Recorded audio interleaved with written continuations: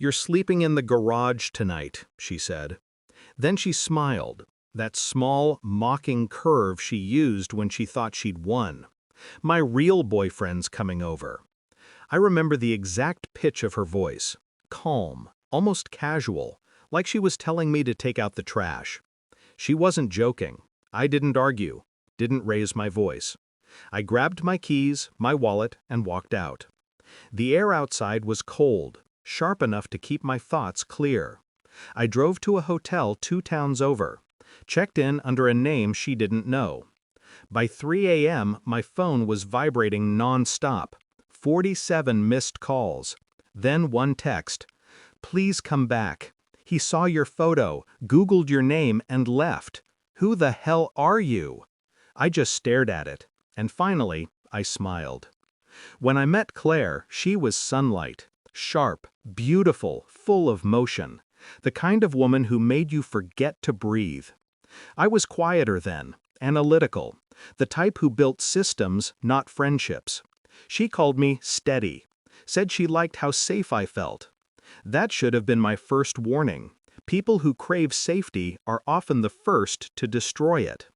Remarried 2 years later, she cried during her vows. I believed every word.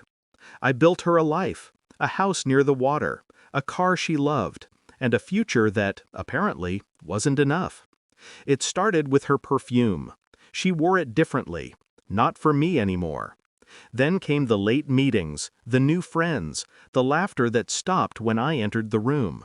I watched, I listened. No accusations, just observation. Then one evening I found it. Her laptop open, messages flashing on the screen. "Can't wait till he's gone. You deserve better than him. When will you tell him?" I closed the laptop, didn't make a sound. That's when I stopped being her husband and became her reckoning. Most men would explode, confront, beg. I did none of that. I spent the next 3 weeks preparing, quietly, precisely. First, I moved money, our savings, investments, accounts she thought she managed. A few strategic transfers to my offshore business entity, legal, invisible. Then I checked her phone backups. She'd forgotten I set them up. I downloaded everything. Messages, photos, voice notes. Enough evidence to rewrite her reputation 10 times over. Finally, I called a friend in cybersecurity, the kind of friend who owed me favors. He ran a background check on her real boyfriend. Turns out, the man was already married, twice. A serial fraudster with warrants pending in 2 states. She didn't know, but I did. So I made sure he'd know about me.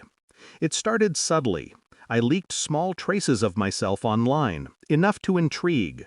A quiet whisper through professional circles, articles, interviews. You see, I wasn't just an engineer. I was the founder of a cybersecurity firm that handled government contracts. My name had weight. My work, confidentiality. When her boyfriend found my LinkedIn, the official, verified one, he saw more than a husband. He saw a problem. A man with access to federal systems. A man who could make someone disappear without a sound. I made sure of that.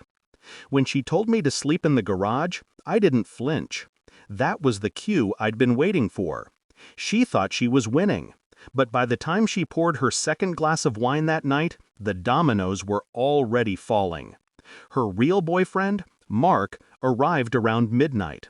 I know because I watched it unfold on the security feed she'd forgotten I had access to. They kissed. She laughed. She thought she was starting a new chapter. Then he saw something on her coffee table, a photo of us, our wedding picture. He picked it up, asked my name. She told him. He frowned, pulled out his phone, Googled me, and then he froze. Whatever he found, the articles, the contracts, the digital breadcrumbs I'd placed, it worked. He stood up without a word, walked out. She ran after him, barefoot, pleading. He didn't even look back. That's when the calls started, 47 in total. And then that final text, "Who the hell are you?" I never replied. By sunrise, I'd already met with my lawyer, filed for divorce, sent copies of her affair evidence to her employer, a non-disclosure violation considering she'd discussed client details in her texts. She lost her job by noon. Her credit cards? Closed. Her name? Still on the mortgage, but the house? Sold the next month. She walked away with nothing but regret and a cheap car. Me? I moved to a quiet apartment downtown. No noise, no perfume, no lies. She tried reaching out weeks later. Apologies, excuses, bargaining. But I'd already buried the version of me who ever wanted her forgiveness. People think revenge is about rage. It isn't. It's about silence, control. You don't scream, you don't beg. You let the world rearrange itself until the person who betrayed you sees exactly what they've lost and who they underestimated. She wanted danger. She wanted excitement. She just didn't realize she'd already married it. So when she texted, "Who the hell are you?" I didn't answer, because she didn't deserve to know. I simply turned off my phone, lay back on the hotel bed, and for the first time in years, slept peacefully.